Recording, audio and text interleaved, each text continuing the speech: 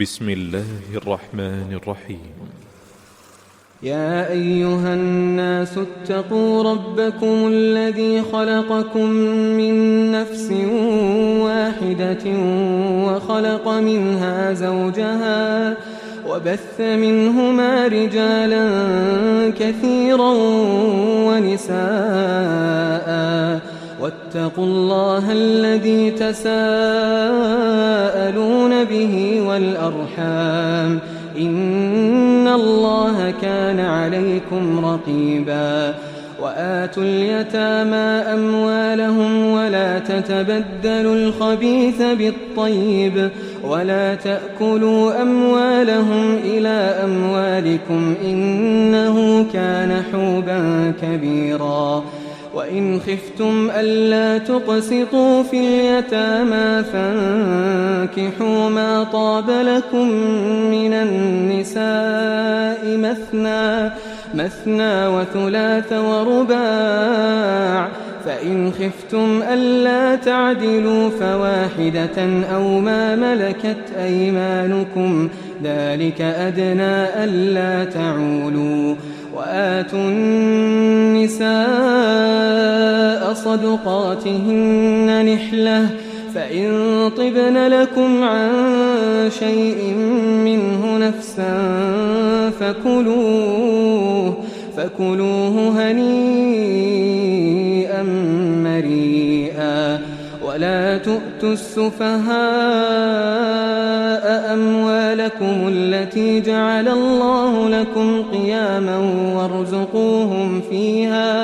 وارزقوهم فيها واكسوهم وقولوا لهم قولا معروفا وابتلوا اليتامى حتى إذا بلغوا النكاح فإن آنستم منهم رشدا فادفعوا إليهم أموالهم ولا تأكلوها إسرافا وبدارا أن يكبروا ومن كان غنيا فليستعفف ومن كان فقيرا فليأكل بالمعروف فإذا دفعتم إليهم أموالهم فأشهدوا عليهم وكفى بالله حسيبا للرجال نصيب مما ترك الوالدان والأقربون وللنساء نصيب مما ترك الوالدان والأقربون مما قل منه أو كثر نصيبا مفروضا وإذا حضر القسمة أولو القربى واليتامى والمساكين فارزقوهم منه وقولوا لهم قولا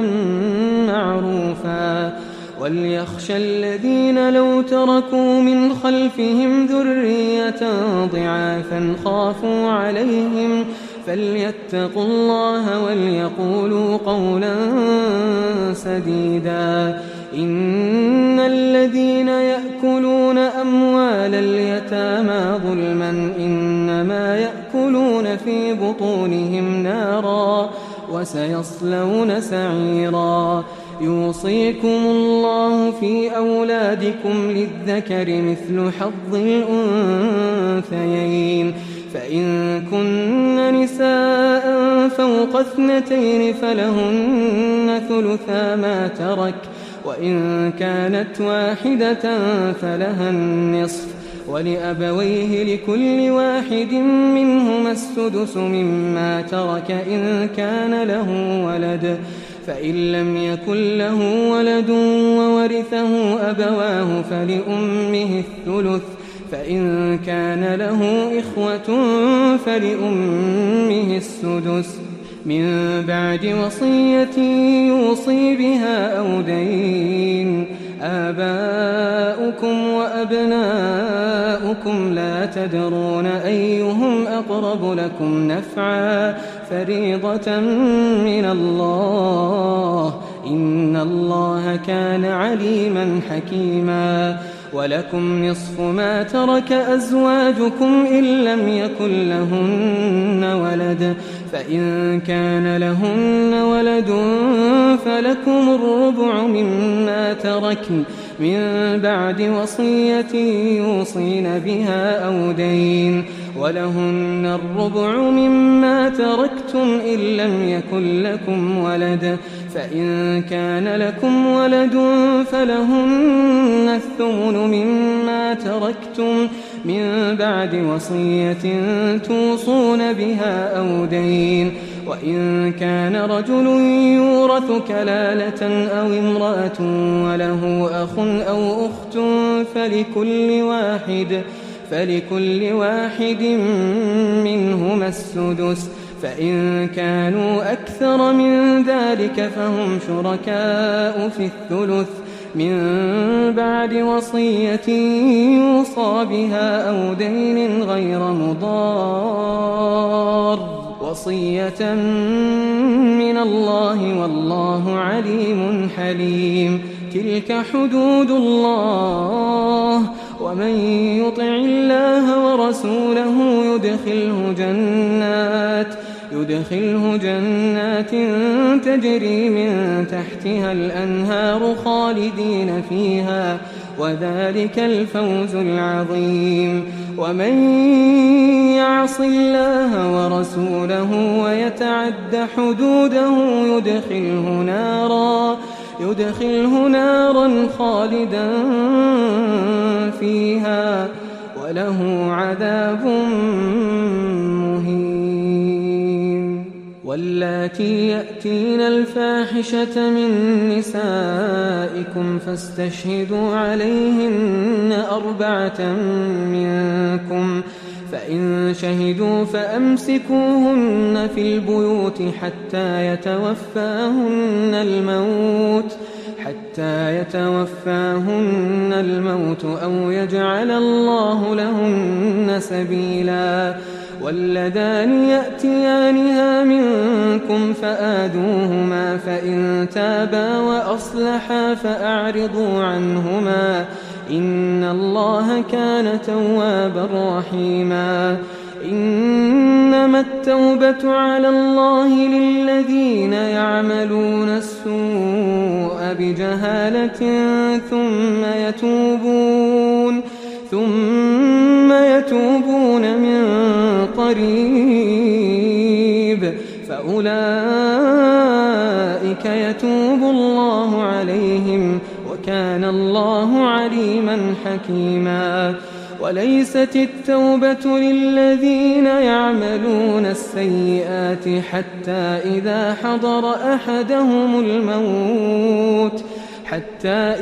حضر أحدهم الموت قال إني تبت الآن، ولا الذين يموتون وهم كفار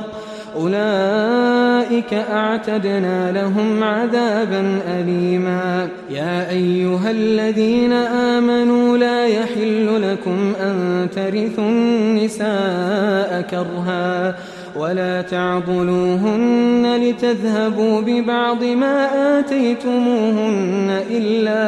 إلا أن يأتين بفاحشة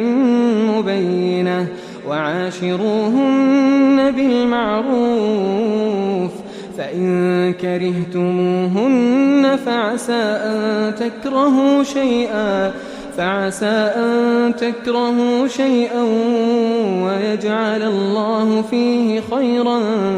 كثيرا. وإن أردتم استبدال زوج مكان زوج وآتيتم إحداهن قنطارا فلا تأخذوا منه شيئا، أتأخذونه بهتانا وإثما مبينا. وكيف تأخذونه وقد أفضى بعضكم إلى بعض وأخذن منكم ميثاقا غليظا. ولا تنكحوا ما نكح آباؤكم من النساء إلا ما قد سلف إنه كان فاحشة ومقتا وساء سبيلا. حرمت عليكم أمهاتكم وبناتكم وأخواتكم وعماتكم وخالاتكم وبنات الأخ وبنات الأخت وأمهاتكم اللاتي أرضعنكم وأخواتكم من الرضاعة وأمهات نسائكم وربائبكم اللاتي في حجوركم من نسائكم اللاتي دخلتم بهن، فإن لم تكونوا دخلتم بهن فلا جناح عليكم، وحلائل أبنائكم الذين من أصلابكم، وأن تجمعوا بين الأختين إلا ما قد سلف، إن الله كان غفورا رحيما. والمحصنات من النساء إلا ما ملكت أيمانكم كتاب الله عليكم، وأحل لكم ما وراء ذلكم أن تبتغوا بأموالكم محصنين غير مسافحين، فما استمتعتم به منهن فآتوهن أجورهن فريضة، ولا جناح عليكم فيما تراضيتم به من بعد الفريضة، إن الله كان عليما حكيما. ومن لم يستطع منكم طولا أن ينكح المحصنات المؤمنات فمما ملكت أيمانكم من فتياتكم المؤمنات، والله أعلم بإيمانكم بعضكم من بعض، فانكحوهن بإذن أهلهن وآتوهن أجورهن بالمعروف محصنات غير مسافحات ولا متخذات أخدان، فإذا أحصن فإن أتين بفاحشة فعليهن نصف ما على المحصنات من العذاب، ذلك لمن خشي العنة منكم، وأن تصبروا خير لكم، والله غفور رحيم. يريد الله ليبين لكم ويهديكم سنن الذين من قبلكم ويتوب عليكم، والله عليم حكيم. والله يريد أن يتوب عليكم ويريد الذين يتبعون الشهوات أن تميلوا ميلا عظيما. يريد الله أن يخفف عنكم وخلق الإنسان ضعيفا. يا أيها الذين آمنوا لا تأكلوا أموالكم بينكم بالباطل إلا أن تكون تجارة عن تراض منكم، ولا تقتلوا أنفسكم إن الله كان بكم رحيما. ومن يفعل ذلك عدوانا وظلما فسوف نصليه نارا، وكان ذلك على الله يسيرا. إن تجتنبوا كبائر ما تنهون عنه نكفر عنكم سيئاتكم وندخلكم مدخلا كريما. ولا تتمنوا ما فضل الله به بعضكم على بعض، للرجال نصيب مما اكتسبوا وللنساء نصيب مما اكتسبن، واسألوا الله من فضله إن الله كان بكل شيء عليما. ولكل جعلنا موالي مما ترك الوالدان والأقربون والذين عقدت أيمانكم فآتوهم نصيبهم إن الله كان على كل شيء شهيدا. الرجال قوامون على النساء بما فضل الله بعضهم على بعض وبما أنفقوا من أموالهم فالصالحات قانتات حافظات للغيب بما حفظ الله واللاتي تخافون نشوزهن فعظوهن واهجروهن في المضاجع واضربوهن فإن أطعنكم فلا تبغوا عليهن سبيلا إن الله كان عليا كبيرا. وإن خفتم شقاق بينهما فابعثوا حكما من أهله وحكما من أهلها إن يريدا إصلاحا يوفق الله بينهما إن الله كان عليما خبيرا. واعبدوا الله ولا تشركوا به شيئا وبالوالدين إحسانا وبذي القربى واليتامى والمساكين والجار ذي القربى والجار الجنب والصاحب بالجنب وابن السبيل وما ملكت أيمانكم إن الله لا يحب من كان مختالا فخورا. الذين يبخلون ويأمرون الناس بالبخل ويكتمون ما آتاهم الله من فضله وأعتدنا للكافرين عذابا مهينا. والذين ينفقون أموالهم رئاء الناس ولا يؤمنون بالله ولا باليوم الآخر ومن يكن الشيطان له قرينا فساء قرينا. وماذا عليهم لو آمنوا بالله واليوم الآخر وأنفقوا مما رزقهم الله وكان الله بهم عليما. إن الله لا يظلم مثقال ذرة وإن تك حسنة يضاعفها ويؤت من لدنه أجرا عظيما. فكيف إذا جئنا من كل أمة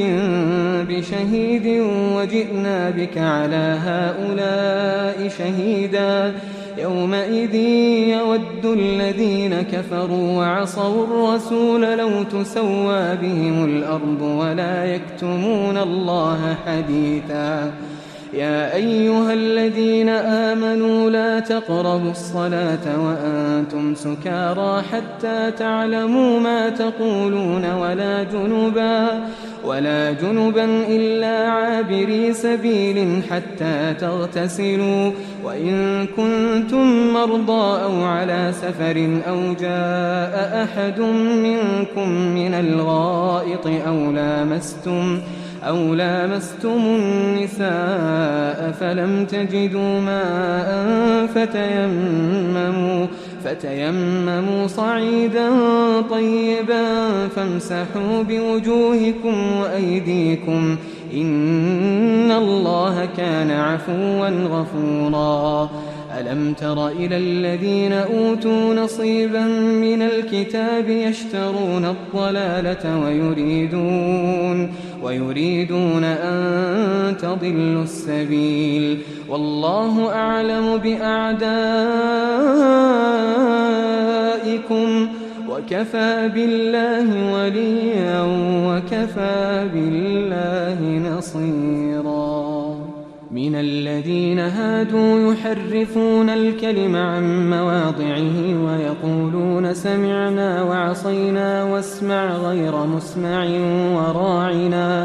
وراعنا ليا بألسنتهم وطعنا في الدين ولو أنهم قالوا سمعنا وأطعنا واسمع وانظرنا لكان خيرا لهم وأقوم ولكن لعنهم الله بكفرهم فلا يؤمنون إلا قليلا. يا أيها الذين أوتوا الكتاب آمنوا بما نزلنا مصدقا لما معكم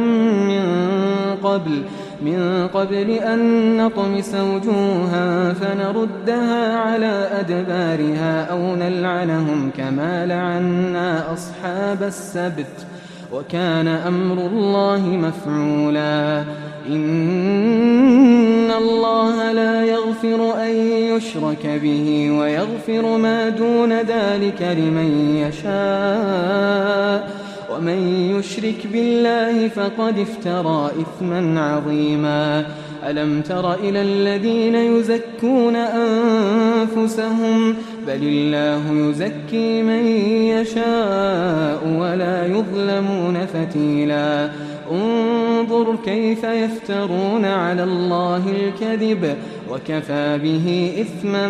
مبينا ألم تر إلى الذين أوتوا نصيبا من الكتاب يؤمنون بالجبت والطاغوت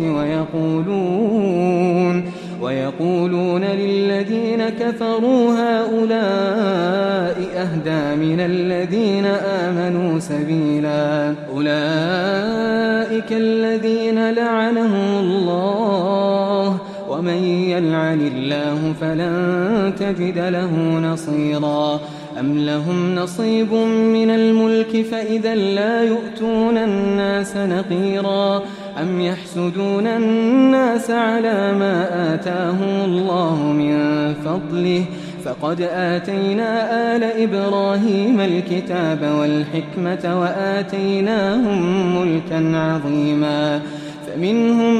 من آمن به ومنهم من صد عنه وكفى بجهنم سعيرا إن الذين كفروا بآياتنا سوف نصليهم نارا كلما نضجت جلودهم بدلناهم جلودا غيرها ليذوقوا العذاب إن الله كان عزيزا حكيما والذين آمنوا وعملوا الصالحات سندخلهم جنات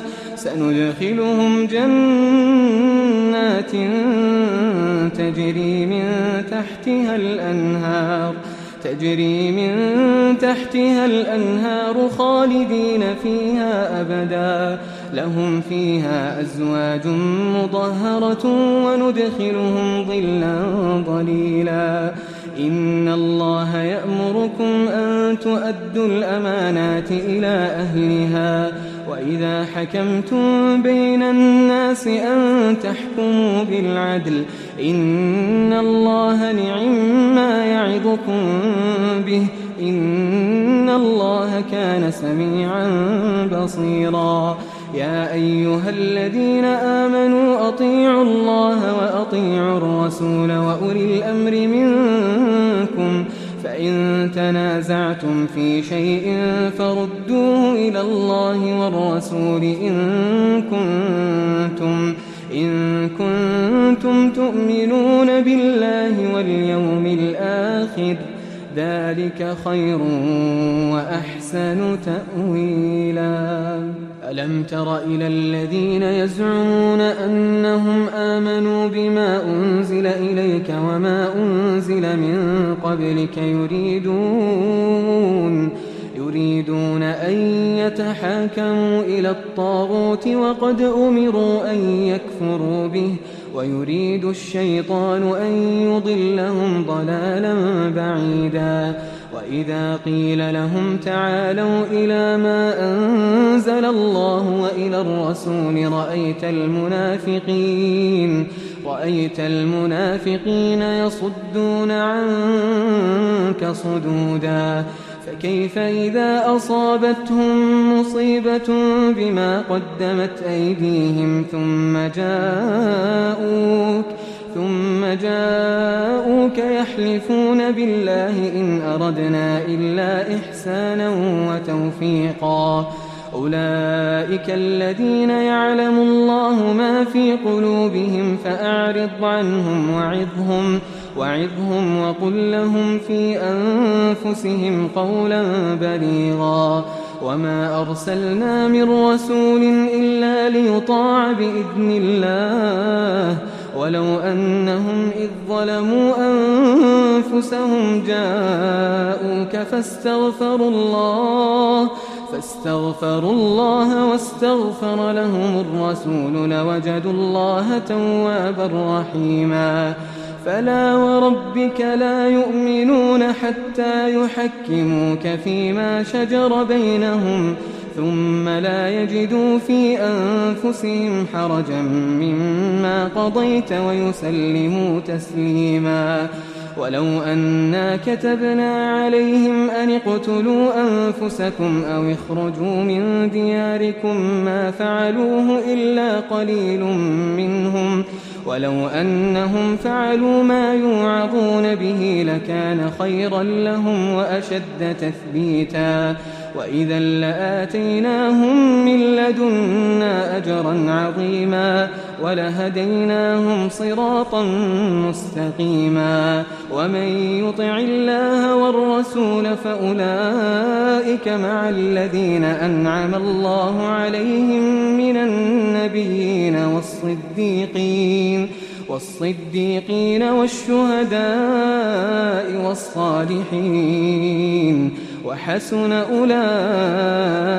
رفيقا ذلك الفضل من الله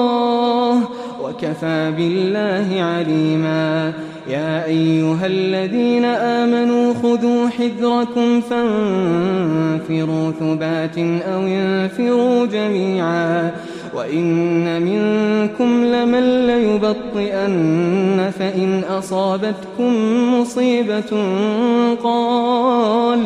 قال قد أنعم الله علي إذ لم أكن معهم شهيدا ولئن أصابكم فضل من الله ليقولن كأن لم تكن بينكم وبينه مودة يا ليتني كنت معهم فأفوز فوزا عظيما فليقاتل في سبيل الله الذين يشرون الحياة الدنيا بالآخرة ومن يقاتل في سبيل الله فيقتل أو يغلب فسوف نؤتيه أجرا عظيما وما لكم لا تقاتلون في سبيل الله والمستضعفين من الرجال والنساء والولدان الذين يقولون ربنا أخرجنا من هذه القرية الظالم أهلها واجعل لنا من لدنك وليا واجعل لنا من لدنك نصيرا الذين آمنوا يقاتلون في سبيل الله والذين كفروا يقاتلون في سبيل الطاغوت فقاتلوا أولياء الشيطان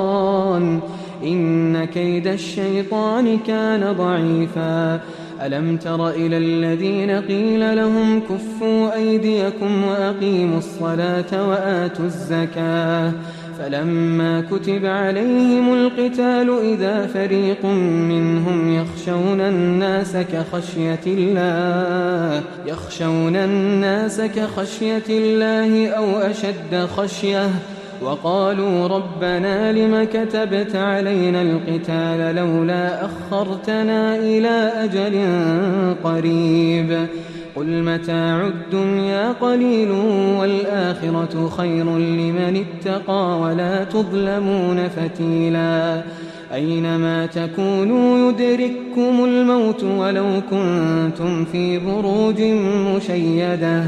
وإن تصبهم حسنة يقولوا هذه من عند الله وإن تصبهم سيئة يقولوا هذه من عندك قل كل من عند الله فما لهؤلاء القوم لا يكادون يفقهون حديثا ما أصابك من حسنة فمن الله، وما أصابك من سيئة فمن نفسك، وأرسلناك للناس رسولا وكفى بالله شهيدا. من يطع الرسول فقد أطاع الله، ومن تولى فما أرسلناك عليهم حفيظا. ويقولون طاعة فإذا برزوا من عندك بيت طائفة منهم غير الذي تقول، والله يكتب ما يبيتون فأعرض عنهم وتوكل على الله، وكفى بالله وكيلا. أفلا يتدبرون القرآن ولو كان من عند غير الله لوجدوا فيه اختلافا كثيرا. وإذا جاءهم أمر من الأمن أو الخوف أذاعوا به، ولو ردوه إلى الرسول وإلى أولي الأمر منهم لعلمه الذين يستنبطونه منهم، ولولا فضل الله عليكم ورحمته لاتبعتم الشيطان إلا قليلا. فقاتل في سبيل الله لا تكلف إلا نفسك وحرض المؤمنين، عسى الله أن يكف بأس الذين كفروا، والله أشد بأسا وأشد تنكيلا. من يشفع شفاعة حسنة يكن له نصيب منها، ومن يشفع شفاعة سيئة يكن له كفل منها، وكان الله على كل شيء مقيتا. وإذا حييتم بتحية فحيوا بأحسن منها أو ردوها، إن الله كان على كل شيء حسيبا. الله لا إله إلا هو ليجمعنكم إلى يوم القيامة لا ريب فيه، ومن أصدق من الله حديثا. فما لكم في المنافقين فئتين والله أركسهم بما كسبوا، أتريدون أن تهدوا من أضل الله، ومن يضلل الله فلن تجد له سبيلا. ودوا لو تكفرون كما كفروا فتكونون سواء، فلا تتخذوا منهم أولياء حتى يهاجروا في سبيل الله، فإن تولوا فخذوهم واقتلوهم حيث وجدتموهم، ولا تتخذوا منهم وليا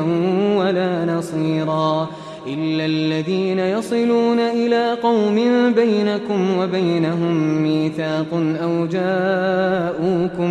أو جاءوكم حصرت صدورهم أن يقاتلوكم أو يقاتلوا قومهم، ولو شاء الله لسلطهم عليكم فلقاتلوكم، فإن اعتزلوكم فلم يقاتلوكم وألقوا إليكم السلم فما جعل الله لكم عليهم سبيلا. ستجدون آخرين يريدون أن يأمنوكم ويأمنوا قومهم، كلما ردوا إلى الفتنة أركسوا فيها، فإن لم يعتزلوكم ويلقوا إليكم السلم ويكفوا أيديهم فخذوهم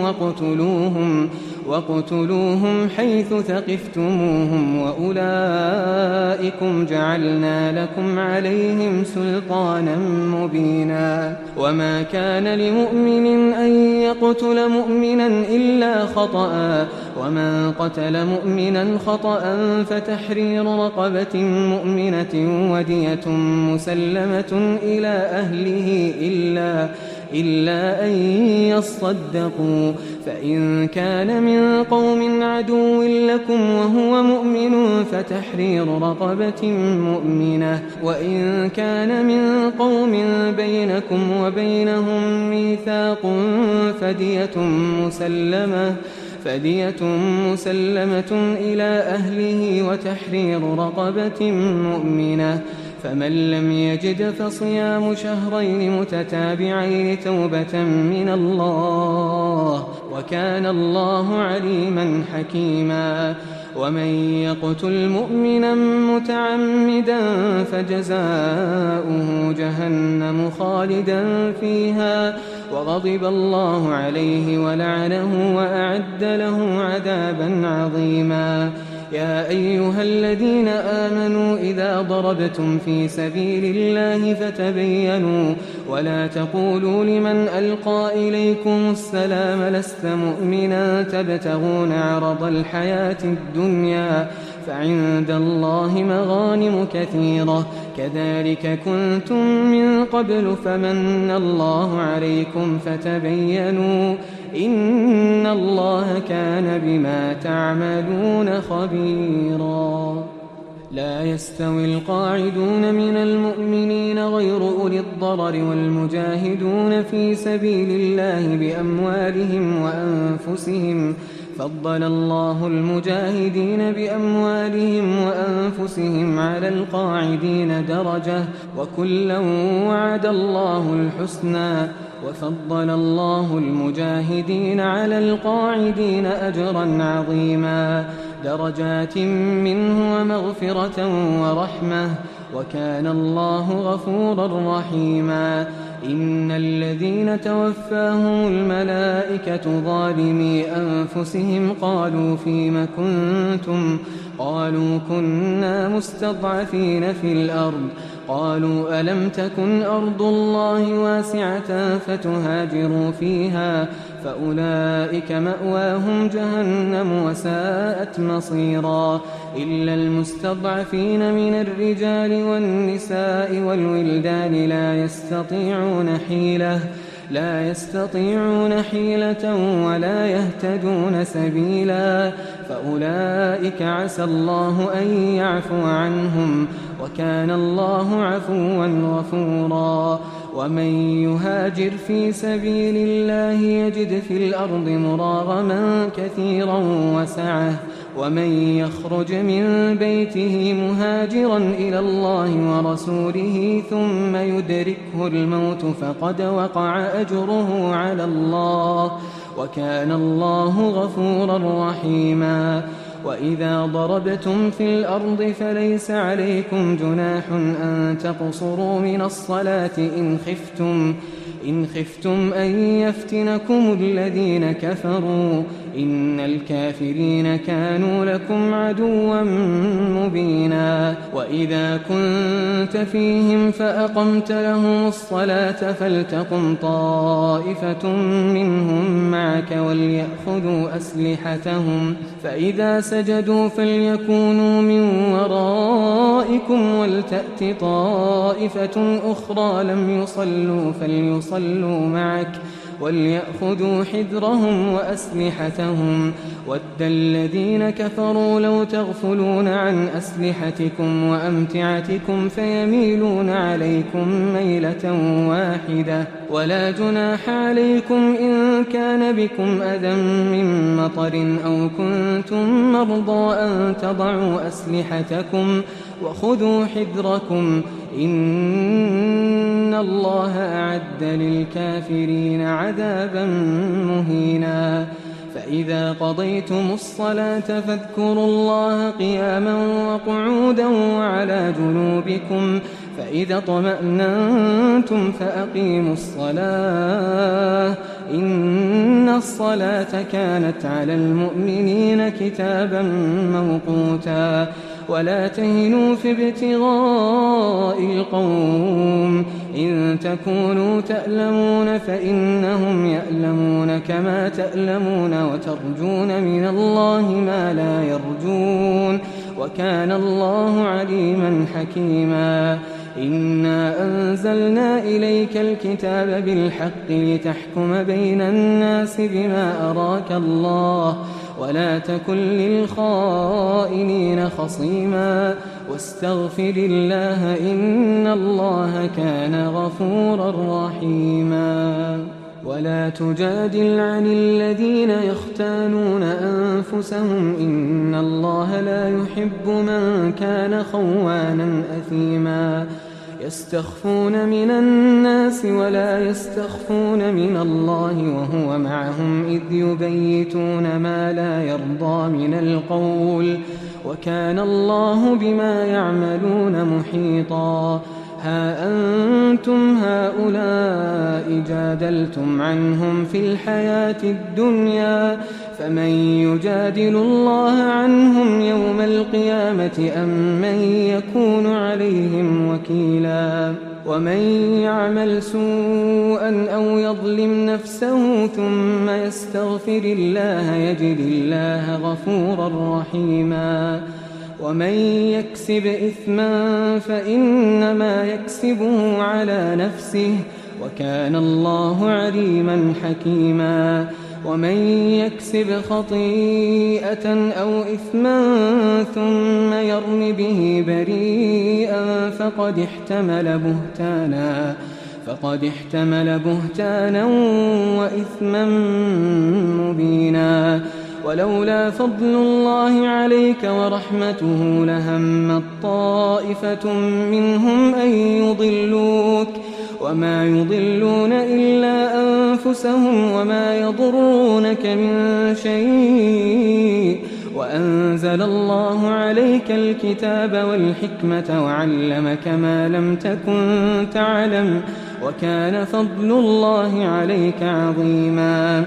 لا خير في كثير من نجواهم إلا من أمر بصدقة أو معروف أو إصلاح بين الناس ومن يفعل ذلك ابتغاء مرضات الله فسوف نؤتيه أجرا عظيما ومن يشاقق الرسول من بعد ما تبين له الهدى ويتبع غير سبيل المؤمنين نوله ما تولى ونصله جهنم وساءت مصيرا إن الله لا يغفر أن يشرك به ويغفر ما دون ذلك لمن يشاء ومن يشرك بالله فقد ضل ضلالا بعيدا إن يدعون من دونه إلا إناثا وإن يدعون إلا شيطانا مريدا لعنه الله وقال لأتخذن من عبادك نصيبا مفروضا ولأضلنهم ولأمنينهم ولآمرنهم فليبتكن آذان الأنعام ولآمرنهم فليغيرن خلق الله ومن يتخذ الشيطان وليا من دون الله فقد خسر خسرانا مبينا يعدهم ويمنيهم وما يعدهم الشيطان إلا غرورا أولئك مأواهم جهنم ولا يجدون عنها محيصا والذين آمنوا وعملوا الصالحات سندخلهم جنات تجري من تحتها الأنهار خالدين فيها أبدا وعد الله حقا ومن أصدق من الله قيلا ليس بأمانيكم ولا أماني أهل الكتاب من يعمل سوءا يجز به ولا يجد له من دون الله وليا ولا نصيرا ومن يعمل من الصالحات من ذكر أو أنثى وهو مؤمن فأولئك يدخلون الجنة ولا يظلمون نقيرا ومن أحسن دينا ممن أسلم وجهه لله وهو محسن واتبع ملة إبراهيم حنيفا واتخذ الله إبراهيم خليلا ولله ما في السماوات وما في الأرض وكان الله بكل شيء محيطا ويستفتونك في النساء قل الله يفتيكم فيهن وما يتلى عليكم في الكتاب في يتامى النساء اللاتي لا تؤتونهن ما كتب لهن وترغبون أن تنكحوهن والمستضعفين من الولدان وأن تقوموا لليتامى بالقسط وما تفعلوا من خير فإن الله كان به عليما وإن امرأة خافت من بعلها نشوزا أو إعراضا فلا جناح عليهما أن يصلحا بينهما صلحا والصلح خير وأحضرت الأنفس الشح وإن تحسنوا وتتقوا فإن الله كان بما تعملون خبيرا ولن تستطيعوا أن تعدلوا بين النساء ولو حرصتم فلا تميلوا كل الميل فتذروها كالمعلقة وإن تصلحوا وتتقوا فإن الله كان غفورا رحيما وإن يتفرقا يغن الله كلا من سعته وكان الله واسعا حكيما ولله ما في السماوات وما في الأرض ولقد وصينا الذين أوتوا الكتاب من قبلكم وإياكم أن اتقوا الله وإن تكفروا فإن لله ما في السماوات وما في الأرض وكان الله غنيا حميدا ولله ما في السماوات وما في الأرض وكفى بالله وكيلا إن يشأ يذهبكم أيها الناس ويأت بآخرين وكان الله على ذلك قديرا من كان يريد ثواب الدنيا فعند الله ثواب الدنيا والآخرة وكان الله سميعا بصيرا يا أيها الذين آمنوا كونوا قوامين بالقسط شهداء لله ولو على أنفسكم أو الوالدين والأقربين إن يكن غنيا أو فقيرا فالله أولى بهما فلا تتبعوا الهوى أن تعدلوا وإن تلووا أو تعرضوا فإن الله كان بما تعملون خبيرا يا أيها الذين آمنوا بالله ورسوله والكتاب الذي نزل على رسوله والكتاب الذي أنزل من قبل ومن يكفر بالله وملائكته وكتبه ورسله واليوم الآخر فقد ضل ضلالا بعيدا إن الذين آمنوا ثم كفروا ثم آمنوا ثم كفروا ثم ازدادوا كفرا لم يكن الله ليغفر لهم ولا ليهديهم سبيلا بشر المنافقين بأن لهم عذابا أليما الذين يتخذون الكافرين أولياء من دون المؤمنين أيبتغون عندهم العزة فإن العزة لله جميعا وقد نزل عليكم في الكتاب أن إذا سمعتم آيات الله يكفر بها ويستهزأ بها فلا تقعدوا معهم حتى يخوضوا في حديث غيره إنكم إذا مثلهم إن الله جامع المنافقين والكافرين في جهنم جميعا الذين يتربصون بكم فإن كان لكم فتح من الله قالوا ألم نكن معكم وإن كان للكافرين نصيب قالوا ألم نستحوذ عليكم ونمنعكم من المؤمنين فالله يحكم بينكم يوم القيامة ولن يجعل الله للكافرين على المؤمنين سبيلا إن المنافقين يخادعون الله وهو خادعهم وإذا قاموا إلى الصلاة قاموا كسالى يراءون الناس ولا يذكرون الله إلا قليلا مذبذبين بين ذلك لا إله هؤلاء ولا إله هؤلاء ومن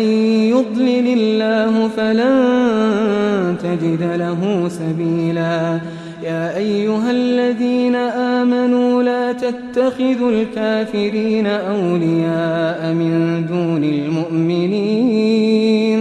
أتريدون أن تجعلوا لله عليكم سلطانا مبينا إن المنافقين في الدرك الأسفل من النار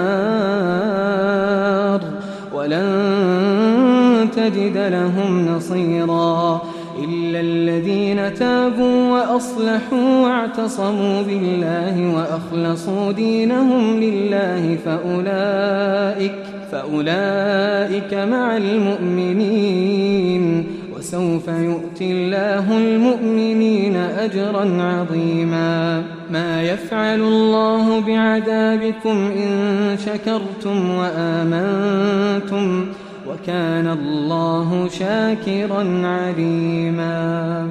لا يحب الله الجهر بالسوء من القول إلا من ظلم وكان الله سميعا عليما إن تبدوا خيرا أو تخفوه أو تعفوا عن سوء فإن الله كان عفوا قديرا إن الذين يكفرون بالله ورسله ويريدون أن يفرقوا بين الله ورسله ويقولون نؤمن ببعض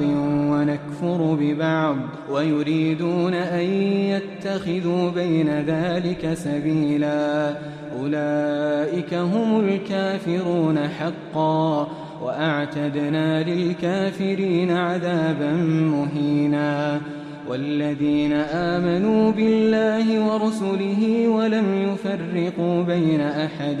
منهم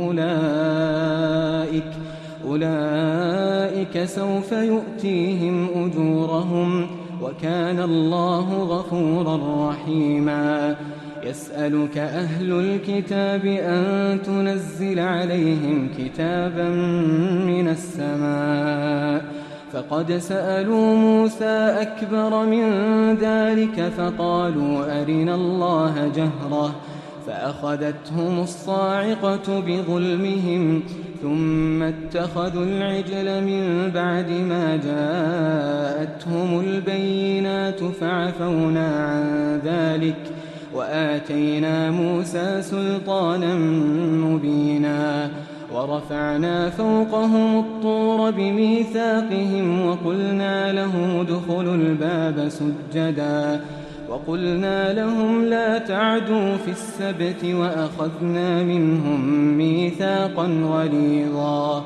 فبما نقضهم ميثاقهم وكفرهم بآيات الله وقتلهم الأنبياء بغير حق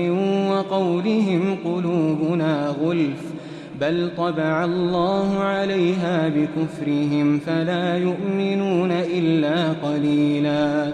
وبكفرهم وقولهم على مريم بهتانا عظيما وقولهم إنا قتلنا المسيح عيسى ابن مريم رسول الله وما قتلوه وما صلبوه ولكن شبه لهم وإن الذين اختلفوا فيه لفي شك منه ما لهم به من علم إلا اتباع الظن وما قتلوه يقينا بل رفعه الله إليه وكان الله عزيزا حكيما وإن من أهل الكتاب إلا ليؤمنن به قبل موته ويوم القيامة يكون عليهم شهيدا فبظلم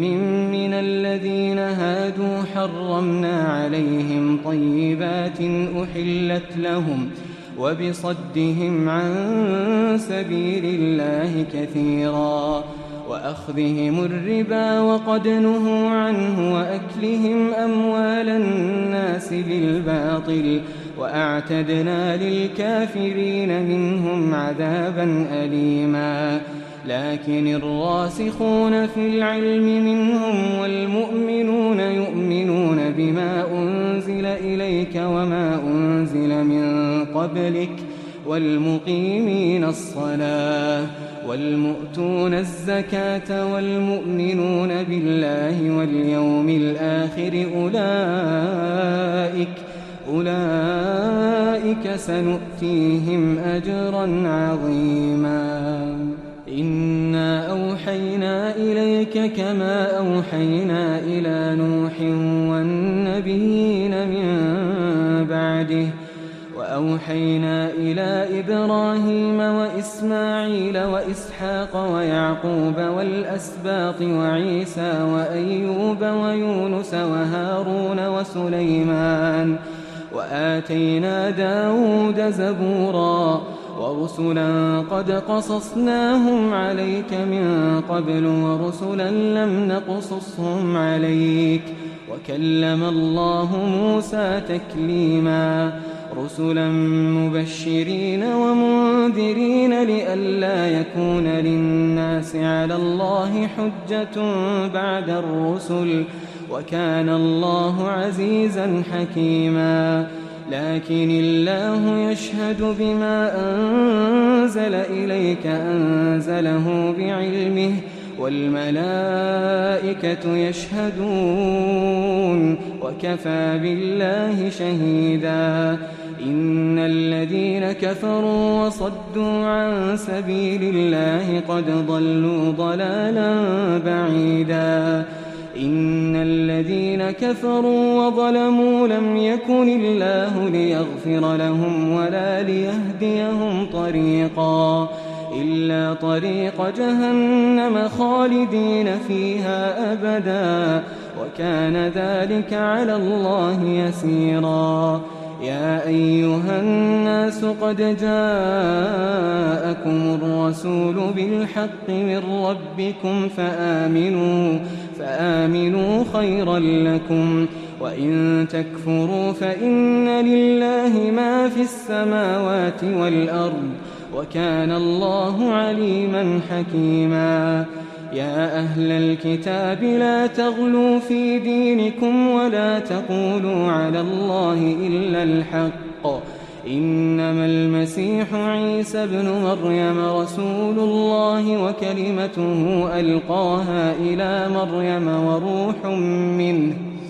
فآمنوا بالله ورسله ولا تقولوا ثلاثة انتهوا خيرا لكم إنما الله إله واحد سبحانه أن يكون له ولد له ما في السماوات وما في الأرض وكفى بالله وكيلا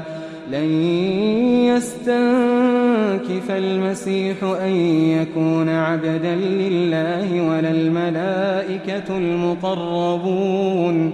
ومن يستنكف عن عبادته ويستكبر فسيحشرهم إليه جميعا فأما الذين آمنوا وعملوا الصالحات فيوفيهم أجورهم ويزيدهم من فضله وأما الذين استنكفوا واستكبروا فيعذبهم عذابا أليما ولا يجدون لهم من دون الله وليا ولا نصيرا يا أيها الناس الناس قد جاءكم برهان من ربكم وأنزلنا إليكم نورا مبينا فأما الذين آمنوا بالله واعتصموا به فسيدخلهم في رحمة منه وفضل ويهديهم إليه صراطا مستقيما يستفتونك قل الله يفتيكم في الكلالة إن امرؤ هلك ليس له ولد وله أخت فلها نصف ما ترك وهو يرثها إن لم يكن لها ولد فإن كانت اثنتين فلهما الثلثان مما ترك وإن كانوا إخوة رجالا ونساء فللذكر مثل حظ الأنثيين يبين الله لكم أن تضلوا والله بكل شيء عليم